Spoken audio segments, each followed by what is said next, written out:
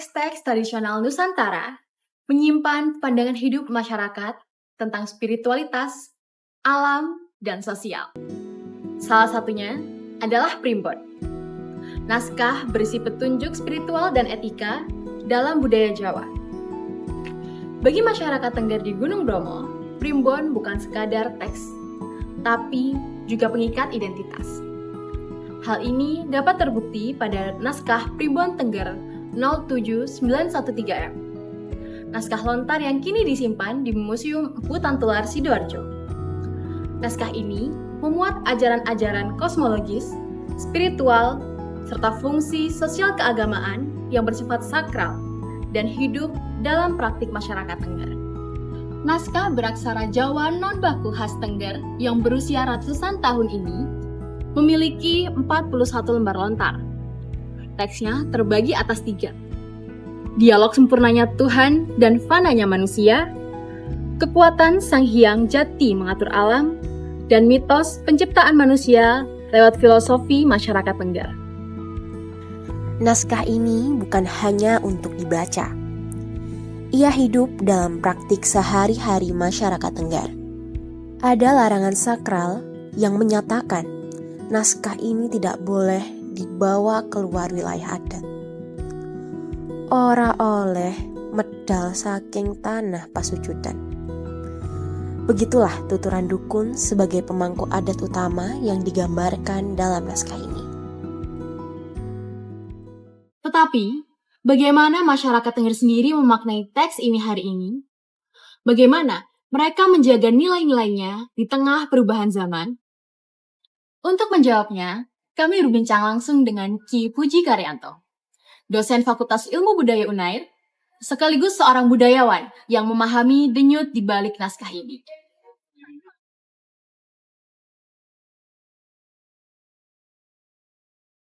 Ya, Primbon itu kan semacam jongko atau pedoman bagi masyarakat pendukungnya. Jadi kalau Primbon Tengger itu artinya kumpulan petunjuk, kumpulan jongko, kumpulan tata kelola norma tradisi setempat yang memang menjadi pedoman perilaku masyarakat setempat ketika melakukan beragam aktivitas sosial dan aktivitas budaya. Jadi menurut saya Primbon Tengger itu ya secara umum merupakan pedoman bagi masyarakat tradisional Tengger dalam menjalani kehidupannya, sama dengan Primbon Jawa, Primbon yang lainnya.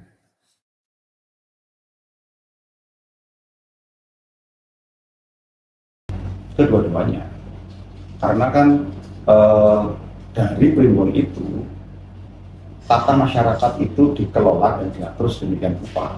Misalnya di dalam Primbon itu kan muncul tentang aturan-aturan norma yang menghasilkan nilai.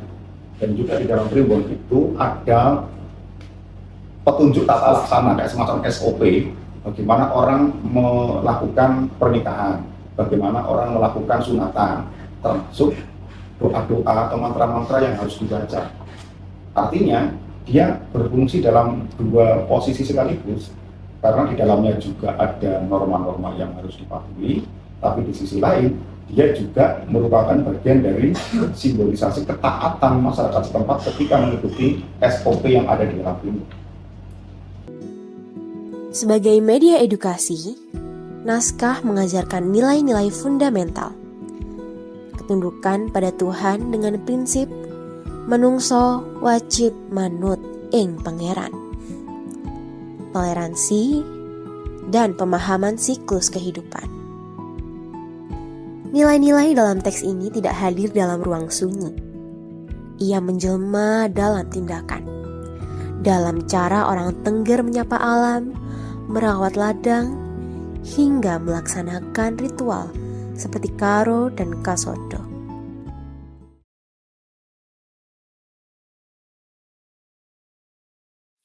Ya, sakralitasnya itu kan karena sebuah proses panjang yang berlaku dengan sendirinya. Tapi terkait dengan pemedomanan itu memang iya, dan itu tidak hanya bagi masyarakat tradisional, karena bagi masyarakat menengah kota sekalipun sampai hari ini kan masih ada hitung-hitungan. Sehingga misalnya sederhana saja, kenapa di bulan Suro di kota itu jarang ada orang yang menikah misalnya, jarang orang punya hajat. Artinya kan bahkan orang sudah modern sekalipun masih punya pedoman ke tradisinya, apalagi masyarakat Tengger gitu. Artinya pedoman-pedoman kehidupannya dasarnya ya dari primbon, otomatis itu masih dijadikan sebagai semacam guidance mereka dalam melakukan beragam kegiatan-kegiatan kemasyarakatan, sosial dan kebudayaan. Dukun dalam tradisi Tengger bukan sekadar juru baca teks tetapi penjaga makna. Ia menafsirkan, menimbang konteks, dan menjaga agar naskah tetap relevan dalam perubahan zaman. Namun, zaman berubah. Generasi baru tumbuh dengan cara pandang baru. Tidak semua bisa membaca aksara Jawa apalagi memahami gaya tutur kuno. Tapi, makna dalam naskah ini tidak pernah mati.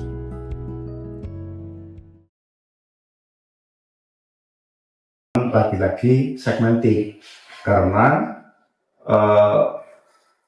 seleksi alam itu juga akan memilih anak muda terpilih yang pada akhirnya akan menjadi penerus regenerasi peran-peran yang dilakukan oleh para petuo, kami tuo, dukun atau apa namanya. Tentu dengan proses belajar, transformasi pembelajaran dari para senior ke juniornya yang juga terpilih tadi. Karena ini kan analoginya seperti ini. Mungkin pernah membaca Rongin Sakuparo dalam sastra itu. Tidak semua penari perempuan yang cantik bisa menjadi Rongin. Meskipun dia sudah pintar nari. Kenapa? Karena Rongin itu terpilih. Filosofi welas asih marang Ibu Pertiwi, kasih sayang terhadap alam, menjadi ajaran ekologis yang diam-diam diwariskan dalam keseharian. Bahwa alam bukan hanya sekadar objek, melainkan bagian dari kesatuan kosmis yang dijaga. Kiblat papat limo pancer, 4 arah dan 1 pusat. Dalam pandangan Tengger, manusia bukan pusat dunia, tapi bagian dari tatanan alam raya yang harmonis. Gunung Bromo bukan sekedar tempat, melainkan poros makna. Sinkretisme menjadi jalan damai. Allah dan Sang Hyang bisa hadir dalam satu teks tanpa gesekan. Sebuah pelajaran bahwa identitas tidak selalu berarti pembatas. Ia bisa menjadi sebuah jembatan. Bukan soal menyelamatkan benda, tetapi menjaga ruang makna. Bukan hanya menjaga isi teks, tapi memastikan ruhnya tetap menyala. Primbon Tengger bukan relik masa lalu. Ia hidup, dipakai dalam ritual, ditafsir ulang, dan diwariskan. Seperti dikutip melalui teori Nancy Florida, naskah ini adalah jejak hidup budaya yang menyimpan struktur kuasa dan memori kolektif. Kekuatan pendekatan budaya adalah ia yang mengungkap makarim atau nilai-nilai luhur yang tersirat. Tapi tanpa dukungan filologi ketat, kita bisa kehilangan akurasi teks.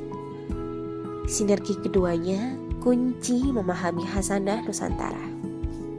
Primbon Tengger mengingatkan kita, dalam guratan aksara kuno tersimpan suara yang lebih abadi dari gunung api.